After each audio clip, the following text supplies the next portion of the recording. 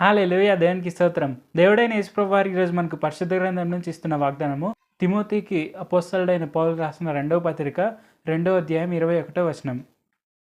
ఎవడైనను వీటిలో చేరక తన్ను తాను పవిత్రపరచుకొనిన ఎడల వాడు పరిశుద్ధపరచబడి యజమానుడు వాడుకొనుటకు అర్హమైన ప్రతి సత్కార్యమునకు సిద్ధపరచబడి ఘనత నిమిత్తమైన పాత్రయ్యి ఉండును. సో ఈ వచనం కనుక మనం చూసుకుంటే మనకు క్లియర్గా అర్థమవుతుంది. మనము దేవుడైన యేసుప్రభు వారు రూపించిన పాత్రలము. సో మనము ఆయన రూపించిన వెజల్స్గా ఉన్నప్పుడు మనం ఖచ్చితంగా ఆయన ఏది ఇచ్చినా తీసుకోవడానికి రెడీగా ఉండాలి. అంటే ఆ పాత్రలో ఏది నింపినా దేవుడైన యేసుప్రభు వారు తీసుకోవడానికి మనం సిద్ధంగా ఉండాలి.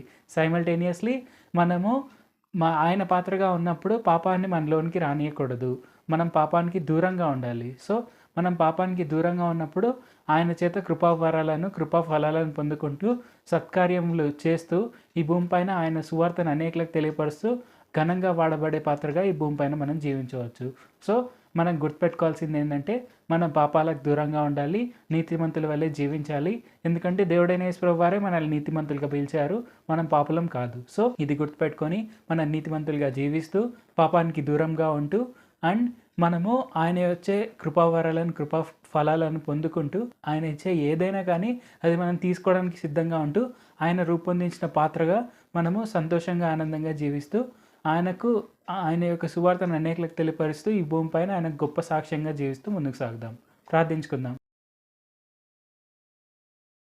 పరిశుద్ధ జీవాధిపతి జీవంగల దేవ యేసయ్య, మీరు మమ్మల్ని మీ పాత్రలుగా రూపొందించినందుకు వందనాలు తండ్రి.